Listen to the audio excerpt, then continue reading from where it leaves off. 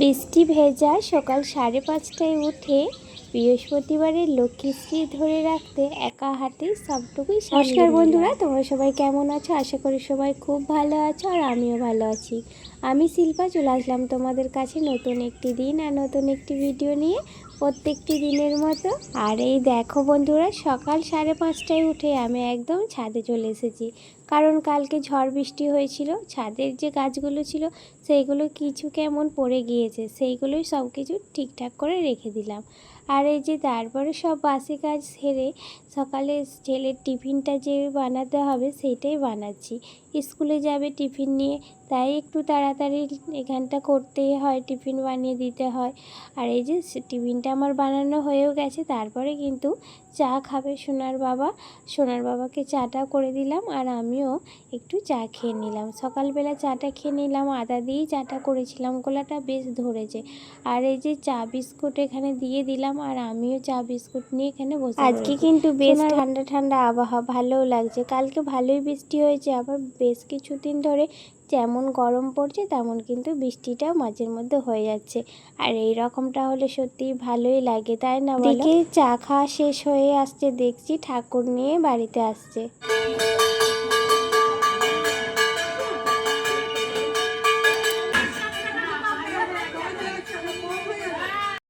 আমাদের শীতলা পুজো, যেটা আমাদের পাড়ার মধ্যে সবার বাড়িতেই আছে ঠাকুর নিয়ে, কুলো নিয়ে আর কি।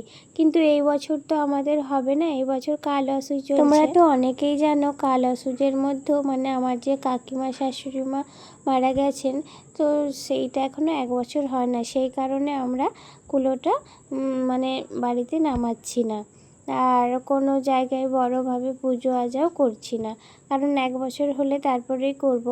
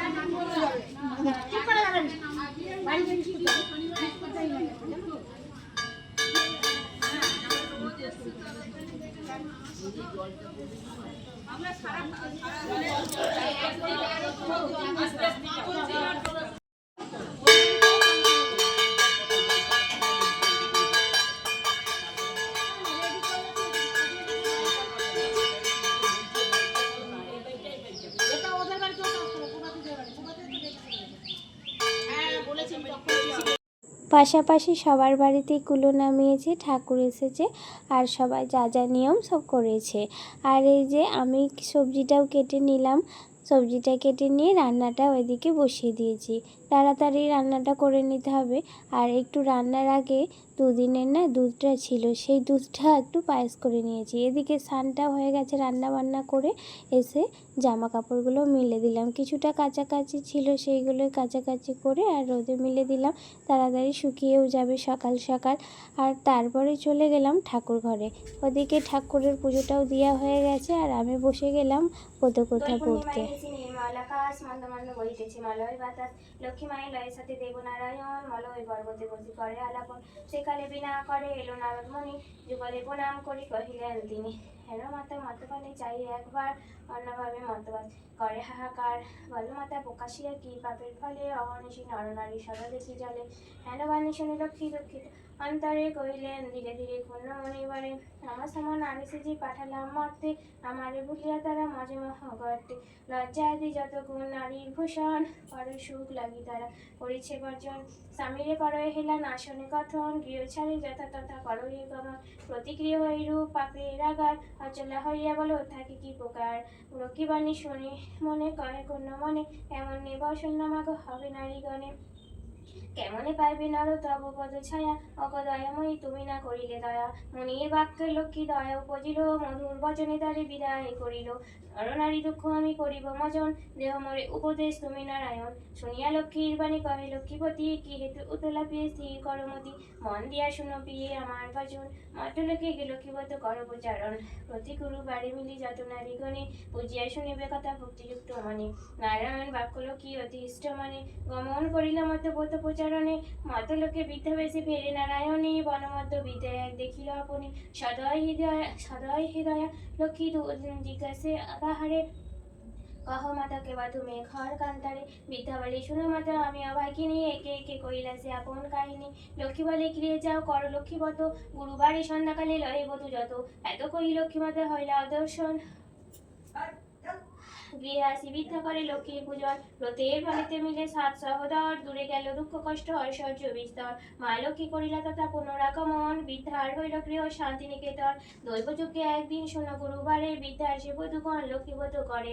সেই কালে মধু নামে বণিক নন্দন, সেই স্থানে উপনীত দৈবযজ্ঞে হন। ব্রতের বিধান দেখি সাধুর তনয়, বলে কি ব্রত ইতে কি বা ভালো লয়। হেন বাক্য শুনি বলে বৃদ্ধা বধূগণ, লক্ষ্মীব্রত যাতে মানুষ পূরণ। ইহা শুনি মধু বলে করি অহংকার, যে জন অভাবে তাকে সে পুজো আর। গর্বিত বচন লক্ষ্মী সহিতে না পারি, ছলছাড়া করি তারে ফেরায় বাড়ি বাড়ি। বহুকাল পথে পথে ঘুরাইয়া পরে, উপনীত করাইলা বৃদ্ধার সে তারে। হেরে মধু লক্ষ্মীব্রত করে বধূগণ, স্মরণ হইল তার পূর্ব বিবরণ।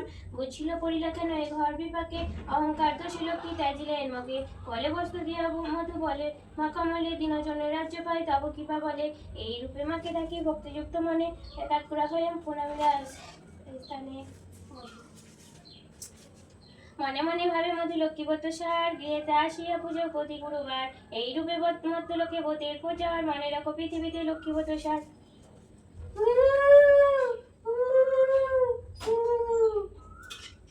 আমি পারি না ঠিকঠাক।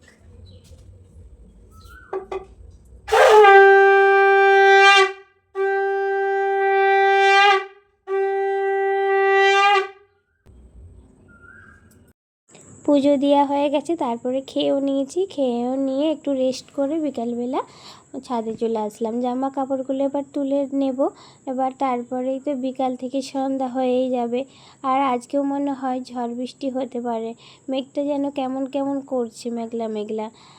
চারিদিকটা ভীষণ সুন্দর লাগছিল, একটু ঘুরে ঘুরে দেখছিলাম। আর এই যে পাখিগুলো বাসায় ফিরে যাচ্ছে সন্ধ্যা হয়ে আসছে বলে, দারুণ লাগছিল চারিদিকটা। আজকের বৃহস্পতিবারটা আমার এইভাবেই কেটে গেল। আর তোমরা সবাই ভালো থাকবে, সুস্থ থাকবে, নিজেদের খেয়াল রাখবে। আজকের মতো এই পর্যন্ত।